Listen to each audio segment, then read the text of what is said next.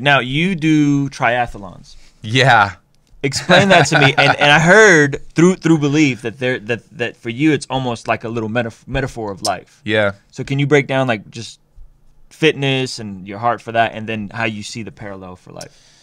Yeah, super interesting. I dabbled in professional sports as a surfer when I was much younger, like total other lifetime, and I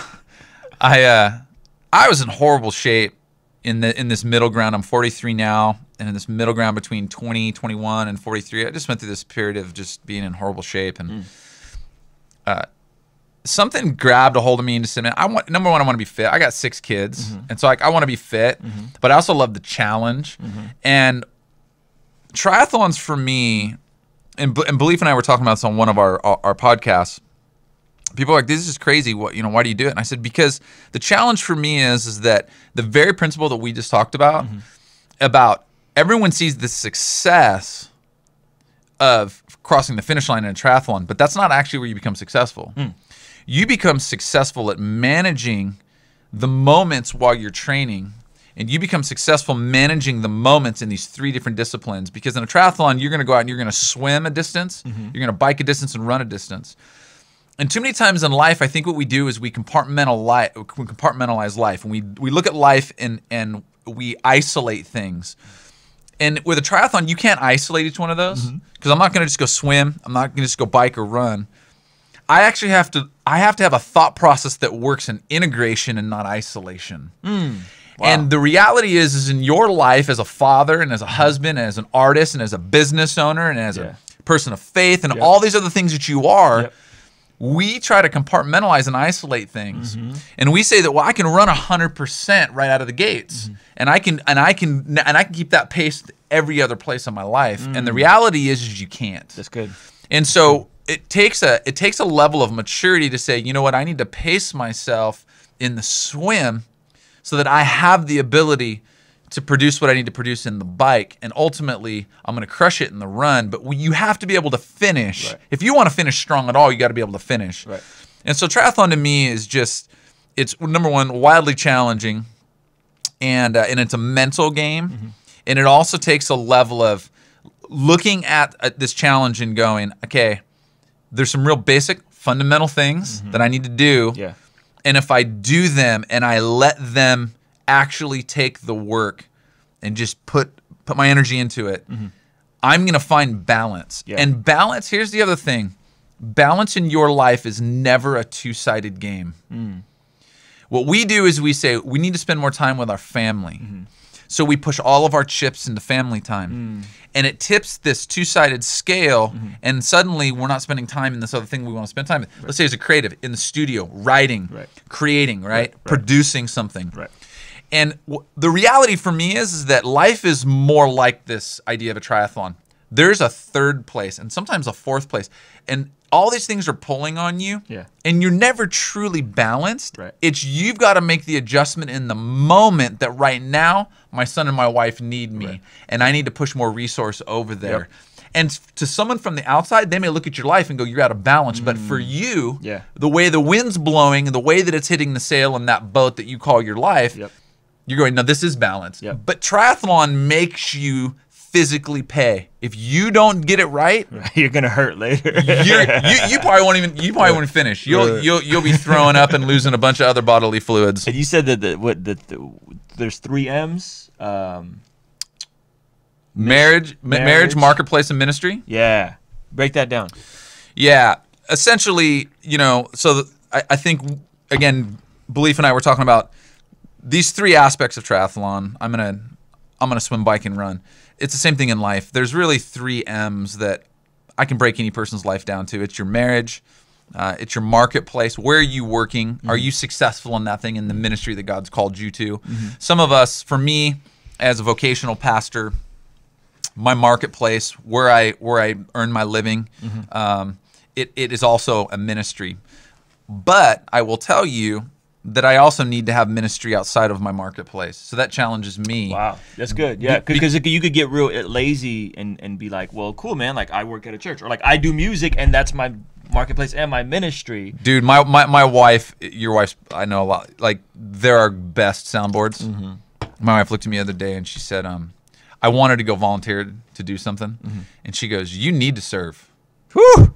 and I looked at her and she said, "No," and she, you know, and anyone who knows my wife, she just looked at me and smiled. She goes, "No, I think you need to serve. Everybody needs to serve." But so, yeah, the basis of the idea is there's those 3 M's in life.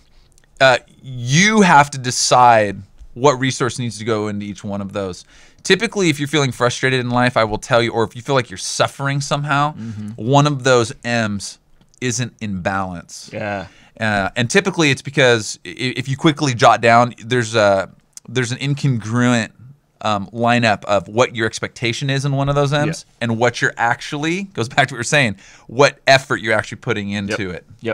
Yep, that's good. And people, this is a question I get a lot. Like, how do you balance? How do you balance all these things? You know, and I'm like, dude, I don't. Like, I don't. You don't. Know? I manage. There you go. Sometimes I have to fall way back and go really in on family time. Yeah. You know, and feel guilty almost. Like, geez, I haven't been in the studio. I haven't done anything creative. Yeah. I've just spent 3 days doing nothing but hanging Yeah. out with my family.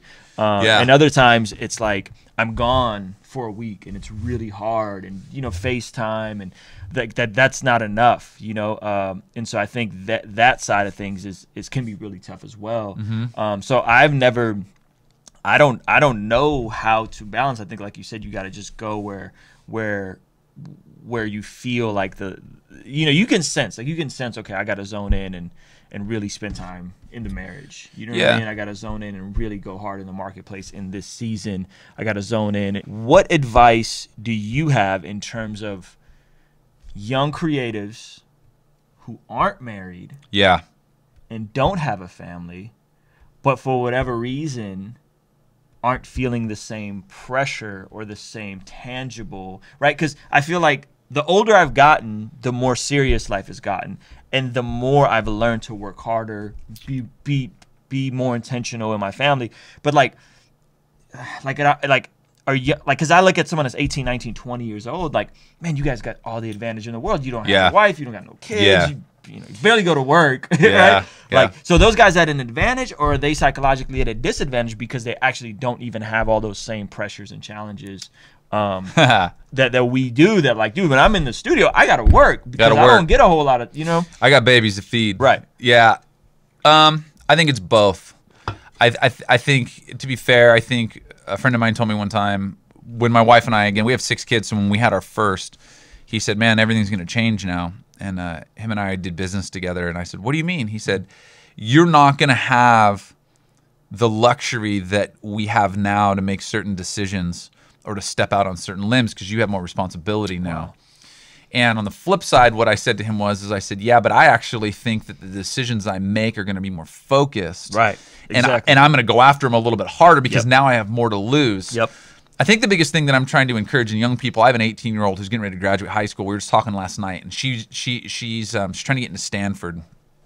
And I think she's got a really good chance, crazy enough as that sounds. And we have to figure out how to pay for that. But, you know, I told her, I said, you know, we were talking about investing. I said, and start investing now. Get smart with your money now.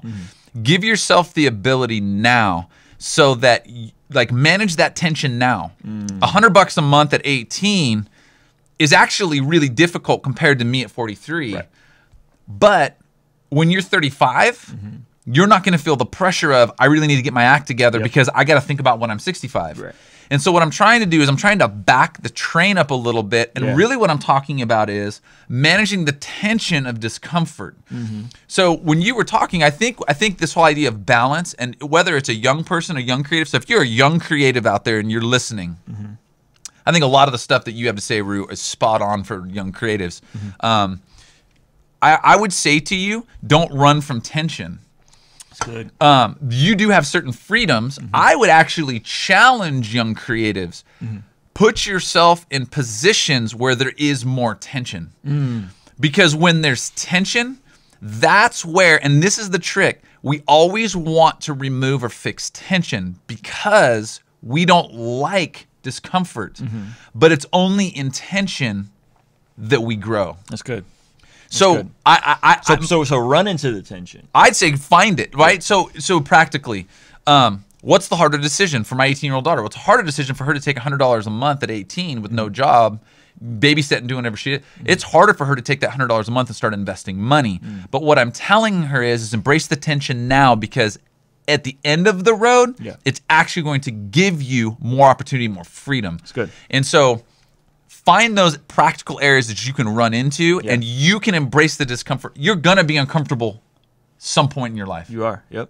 Like it's something you're going to run into. I'm saying embrace it up front. On the front end, Give you the freedom on the back end. That's good.